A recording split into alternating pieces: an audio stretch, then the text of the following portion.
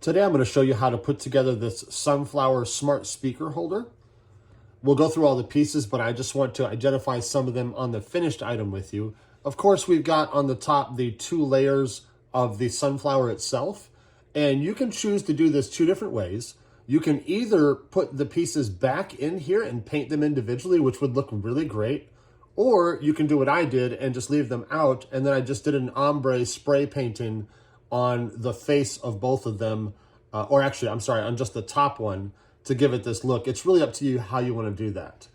And then you'll see that the 2 layers are glued together here, followed by on the back of the back of the sunflower layer, you've got all these spacers here that are glued together and then glued to this half circle back piece that your speaker sits on.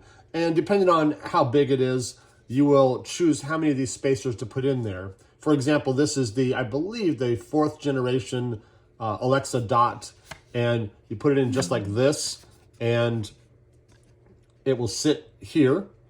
And the number of spacers that you want to put in there, number of these pieces, depends on how tall your speaker is. So for example, you want this one to be able to clear, to be able to get the plug in right there. So you need to have enough spacers to push it this way so that the sunflower clears this slot. So honestly, on this one, I could have done, let me see, 2 fewer spacers, and then this would have stuck out even further here. And then if you have one of the smaller puck-shaped dots, or maybe a Google Home Mini, you can, again, just put the number of spacers you need here to clear the plug here, so that then you can just plug it in from the back. So you want to go ahead and just measure your speaker and then measure your materials, and that will help you know how many to put there. So I'll keep moving on here. Then you glue these all together, glue that to this half circle, and then you've got the leaf portion here that has a slot right there that it goes into. And then the leaf portion here goes into the 2 bases. So before you get started, what you'll need to do is measure your materials with your calipers, and then you'll need to adjust these 2 slots here in the double base to match your material thickness right here.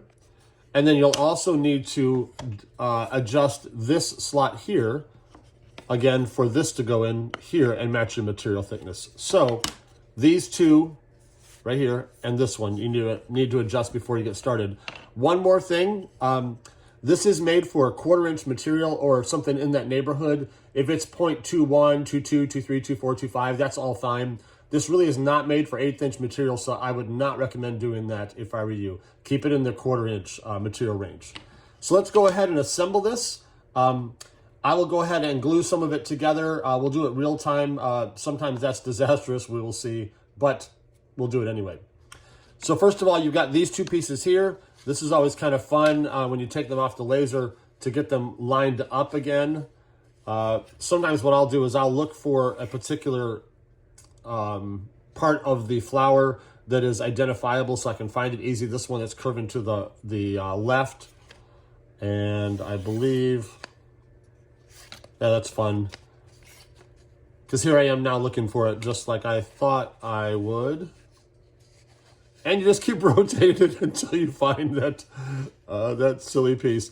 And you know, it does seem to be just a complete surprise. There it is when you get there. So go ahead and glue these 2 together. I'll do that real quick.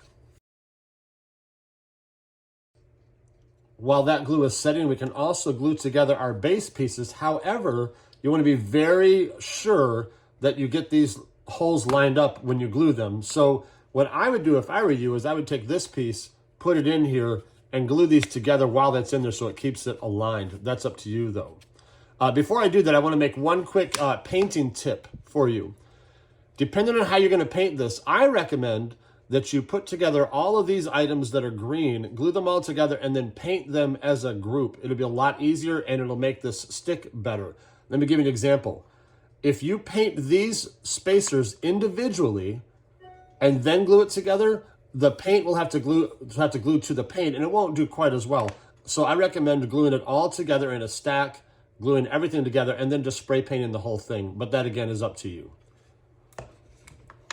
So I'll go ahead and I'm going to glue together the two base pieces and put the leaf into it as well.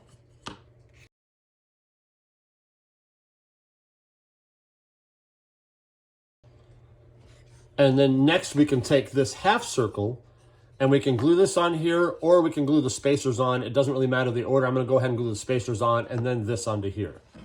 So I've got a few of the spacers already glued together. Again, you just need to make sure that you use enough spacers to go past the outlet there.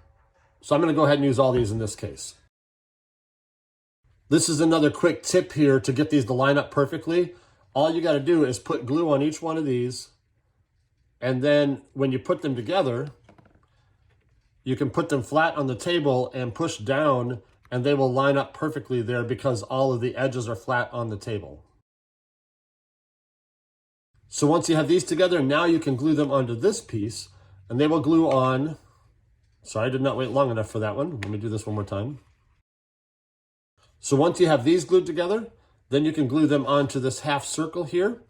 And it doesn't really matter if you get it perfectly aligned around this curve, but you want to just make it visually as straight as you can. So I'm going to glue it on just like that.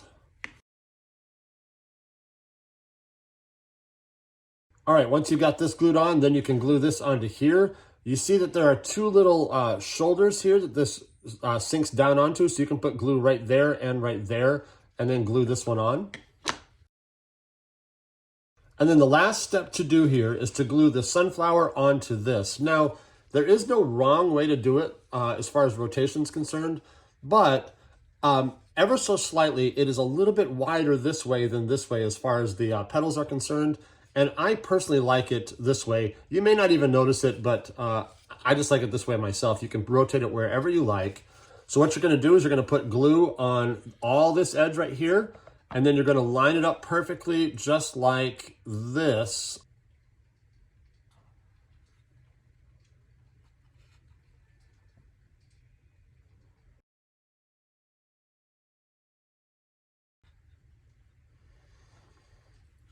All right, and we are done with that. Let me just give you one more quick tip as you are using this yourself or telling customers how to use it. A couple things.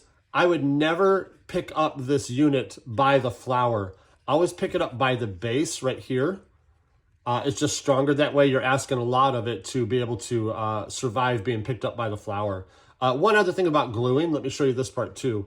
I recommend that you go ahead and put a dot of glue right there on the flower so it can glue to the back of this, so that you have two different places that glue is touching, here and there on the flower. But that's about it. Let me know if you guys have any questions. I'd love to see what you do with them.